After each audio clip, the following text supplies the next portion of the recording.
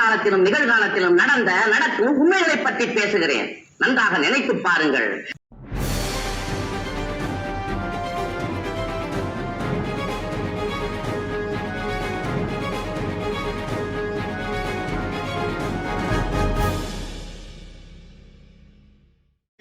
ஜனநாயக சக்திகளே, கிஷோரின் உறவினர்களே, ஜனநாயகத்திற்காக குரல் கொடுக்கக்கூடிய போராளிகளே, உங்கள் அனைவருக்கும் நான் சார்ந்திருக்கின்ற புரட்சிகர இளைஞர் முன்னணியின் சார்பாக வணக்கத்தை தெரிவித்துக் கொண்டு, தோழர்களே, கொலை வாளினை எடடா மிகு கொடியோர் செயல் அறவே தொகை வாழ் ஒரு புலியே குணம் மேவிய தமிழா என்று பாரதிதாசன் சொல்லியிருக்கிறார். அப்போ இந்த 4 வரியில நாம் நிறைய விஷயங்களை நாம் புரிந்து கொள்ள வேண்டும். அதே மாதிரி அண்ணல் அம்பேத்கர் அவர்கள் நீதிக்கு ஆபத்து ஏற்படும் போது போராட தயங்காதே, ஒருபோதும் தயங்காதே என்று கூறியிருக்கிறார். அப்போ போலீஸ் காவல்துறை என்பது எப்பொழுது இப்படிதான் இருக்குது. அதுக்கு நிறைய விஷயங்களை செல்வம் தோழர் சொன்னாரு, நான் கூட சொல்லுவேன். எப்பவுமே கம்ப்ளைண்ட் கொடுக்குறவனே சந்தேகமா பாக்குறது. என்ன அடிச்சுட்டாங்க அப்படின்னு ஒருத்தன் கம்ப்ளைண்ட் கொடுக்குறான், இவன் முன்கூட்டி அவனை அடிச்சுட்டு வந்துருப்பான் அப்படின்னு பாக்குறது.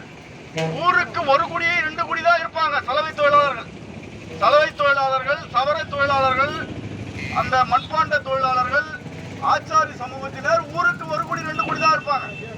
இவங்க தான் போய் ஆதிக்க சாதியினருக்கு எதிராக அப்படியே கொடி பிடிச்சி கொலை பண்ணிட்டு வந்துடுறானா? இது போலீஸுக்கு தெரியாதா? போலீஸுக்கு எல்லாமே தெரியும். அதிநவீன தொழில்நுட்பங்களை எல்லாம் இன்னைக்கு வச்சுன்னு இருக்குது. பசுமை செல்வம் நீங்க பேசுறத டெல்லியில இருக்கிறவங்க பார்க்க முடியும், அந்த அளவு இருக்குது.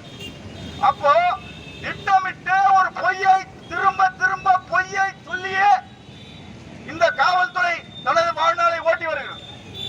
நல்லா பாருங்க, ஏன்னா காவல்துறை அப்படிதான் இருக்கும், வேற வழி இல்லை. அந்த சிஸ்டம் அப்படிதான். நீங்க ரேஷன் ஆட்டோ ஓடணும், மட்டாட்சி அலுவலகத்தில் போய் தகராறு பண்ணினா கூட அங்க காவல்துறை வரும். சரியா மருத்துவம் பார்க்கணும், பெரியாஸ்பத்திரியில் தகராறு பண்ணினா அங்கேயும் காவல்துறை தான் வரும். ஒட்டு மொத்தமா இவங்க டெண்டர் எடுத்து வச்சுக்கிறாங்க. போராளிகளுக்கு எதிராக இருக்கக்கூடிய ஒரு அமைப்பு காவல்துறை. அதுக்கு நல்ல 2 உதாரணம் நான் சொல்லுவேன். பக்கத்தில் இருக்கிற முத்தங்கரை வட்டம் சிங்காரப்பேட்டை காவல் நிலையத்துக்கு உட்பட்ட அத்திப்பாடி கிராமத்துல நைட்டு பஞ்சாயத்து நடக்குது, அடிதடி சண்டையாவது. சலவை தொழிலாளர் குடும்பம் பூரா முத்தங்கரை அரசு மருத்துவமனையில் இருக்கிறாங்க. வெடிகாலம் 3 மணிக்கு அந்த வீடு எரியப்பட்டு காலையில 10 மணிக்கெல்லாம் வீடு மட்டுமே சாம்பலாகி அப்படியே நிக்குது. இதுக்கு வட்டாட்சியர், டிஎஸ்பி, இன்ஸ்பெக்டர் எல்லாருமே உடந்த. இந்த பிரச்சனையை எப்படி தீர்க்க முடியும்? சிங்காரப்பேட்டை கிருஷ்ணகிரி அங்க இருக்குது. அப்ப கிருஷ்ணகிரி மாவட்ட ஆட்சித்தலைவர் அவர்கள் தலையிட்டு தான் என்ன பண்ண முடியுது, இந்த பிரச்சனையை தீர்க்க முடியுது. அந்த அமைதி பேச்சுவார்த்தையில் தாசில்தார் என்ன சொல்றாரு தெரியுங்களா? அந்த ஒரு குடும்பத்தை நீங்க காலி பண்ணிட்டு கூடாதீங்கன்னு என்ன சொல்றாரு. அப்போ ஊரோட கொஞ்சம் அட்ஜஸ்ட் பண்ணிட்டு போங்க, அங்க வன்னியர் சாதி ஆதிக்கம் அதிகமா இருக்குது, கொஞ்சம் விட்டு கொடுத்து போங்க அப்படின்னா வீட்டை இழந்திருக்கிறான், ஆதார் அட்டையை இழந்திருக்கிறான், குடும்ப அட்டையை இழந்திருக்கிறான், ஒயரிங் பண்றதுக்கு சாமான் ஒரு 10,000 ரூபாய் வாங்கி வச்சா அதே இழந்திருக்கிறான், வீடே இல்லாம நடுத்தருவில் இருக்கிறான். அப்போ வெக்கமான சூடு சூழலை இல்லாத அந்த டிஎஸ்பி, இன்ஸ்பெக்டர், அந்த ஓட்டவர எம்எல்ஏ நாதார நாய்ங்க என்ன சொல்லுது? ஊரோட ஒத்து போங்க. எப்படி ஒத்து போக முடியும்? யோசிச்சு பாருங்களா.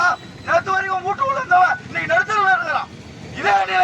இதே நிலைதான் தமிழகம் முழுவதும் நீடிக்கிறது.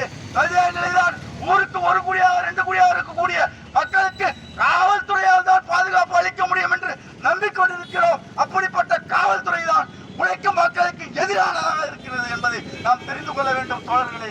அப்போ நம்மளுடைய போராட்டங்கள் என்பது இங்க இல்ல, நாளைக்கு இல்ல, நெடுந்தூரம் இருக்கின்றது என்பதை புரிந்து கொண்டு நாம் அனைத்து போராட்டத்திற்கும் தயாராக வேண்டும் என்று கூறி விடைபெறுகிறேன். நன்றி, வணக்கம்.